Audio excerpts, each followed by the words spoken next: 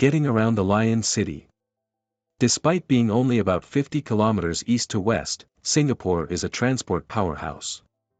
Changi Airport is consistently voted the world's best, complete with a butterfly garden, art installations, and the Jewel Complex, home to the world's tallest indoor waterfall, the 40-meter rain vortex. Few realize that Singapore has a second public airport, Sealtar, a quieter hub for regional flights and private aviation. Its MRT, Mass Rapid Transit, is Southeast Asia's most advanced metro system, with lines burrowing deep beneath the island. It has the world's longest driverless network and some of the deepest underground stations. Owning a car, however, is a luxury. Not only are vehicles taxed heavily, but every buyer must also purchase a Certificate of Entitlement, COE, a permit that can cost tens of thousands of dollars and only lasts for 10 years. This system keeps traffic manageable and nudges citizens toward public transport. Two bridges link Singapore with Malaysia, the historic Johor Causeway and the newer Second Link Bridge. On weekends, thousands of Singaporeans cross into Johor Bahru to shop, since groceries, fuel, and even a simple meal cost a fraction of Singaporean prices. Landmarks that define the skyline. Singapore's architecture blends imagination with ambition. Marina Bay Sands, the iconic ship on three towers, is more than a hotel, it's a symbol of how far Singapore has come. On top, an infinity pool lets swimmers float above the skyline. Gardens by the Bay features super trees, giant vertical gardens that light up at night in spectacular shows. Inside, the Cloud Forest Dome recreates a tropical mountain ecosystem complete with a 35-meter indoor waterfall. Sentosa Island is the playground of Singapore, filled with beaches, resorts, a giant Merlion statue, and Universal Studios. Orchard Road rivals New York's Fifth Avenue and Tokyo's Shibuya as one of the world's shopping meccas. Historic districts like Chinatown, Little India, and Kampong Glam preserve the cultural heritage of the country's three major ethnic groups. Even cemeteries, such as the historic Bukit Brown, tell stories of migration, colonial history, and the blending of cultures. Nature in the city.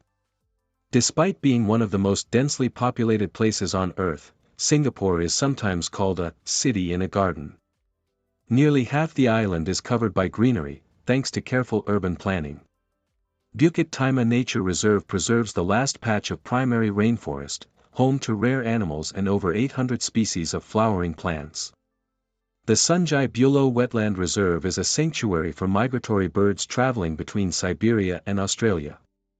Reservoirs like Macritchie and Sealtar double as recreational parks where locals jog, kayak, or spot monitor lizards. Singapore is also experimenting with vertical farming and rooftop agriculture. With limited land, it imports about 90% of its food, but new technology is helping reduce that dependency. Wildlife is surprisingly present. Otters now swim through city canals, macaques roam forest edges, and the elusive Sunda pangolin hides in protected zones. People of many roots. With just under 6 million residents, Singapore is a melting pot.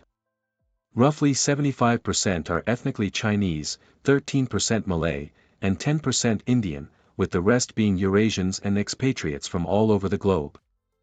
For official languages, English, Malay, Mandarin, and Tamil reflect this mix. Malay is considered the national language, English is the working language, and Mandarin and Tamil preserve the cultures of their communities. Then there's Singlish, a quirky local Creole that fuses English with Hokkien, Cantonese, Malay, and Tamil words.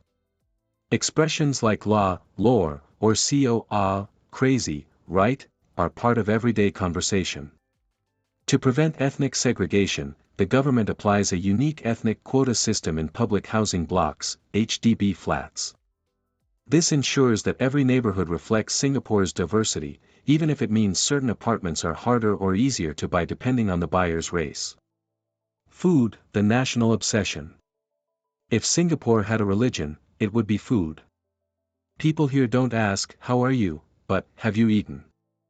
The country's culinary identity comes alive in hawker centers, giant open-air food courts where hundreds of stalls sell everything from Malay sauté skewers to Indian roti prata, from Chinese chicken rice to Peranakan laksa. These meals are cheap, flavorful, and in some cases world famous. One hawker stall even earned a Michelin star for its soy sauce chicken. Some iconic dishes include Hainanese chicken rice, considered the national dish. Chili crab, sweet, spicy, messy, and utterly delicious.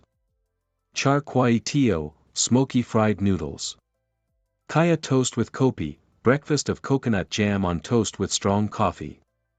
Despite the global fame of the Singapore Sling cocktail, few locals actually drink it, it's mostly for tourists. Strict but safe. Singapore's reputation as a fine city comes from its strict laws. Fines for littering, eating on the MRT, or selling chewing gum are real. Caning remains a legal punishment, and drug trafficking carries the death penalty.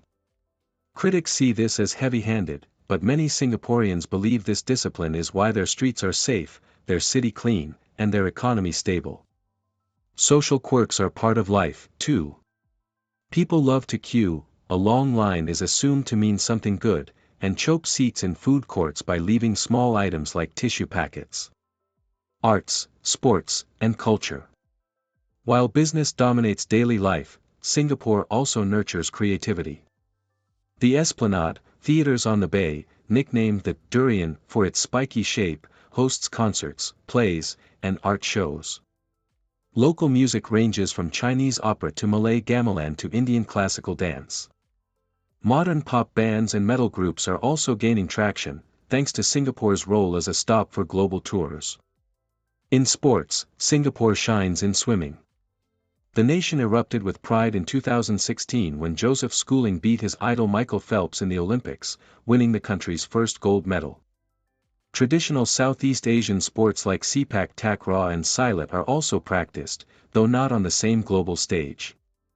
A country born by accident. Here's one of the most unique parts of Singapore's story: it didn't fight for independence, it was expelled. After joining Malaysia in 1963, tensions over politics, economics, and ethnic policies escalated. By 1965, Malaysia's parliament voted to remove Singapore from the federation.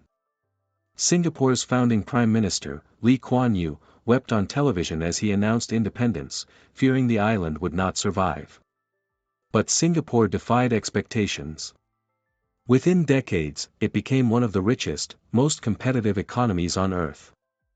The government's strict but efficient policies turned a resource-poor island into a global hub of finance, shipping, and technology. Diplomacy without enemies. Today, Singapore is one of the few countries with no serious disputes. It is a member of ASEAN and the Commonwealth, maintains deep ties with the US, UK, China, India, and Japan, and works closely with its neighbors Malaysia and Indonesia despite old rivalries. It hosts global summits, from historic US-North Korea meetings to financial conferences. Its military, though small, is advanced and even trains abroad in places like the US and Australia due to limited local space. The secret of Singapore. What makes Singapore so extraordinary is balance. Every square meter of land is carefully planned.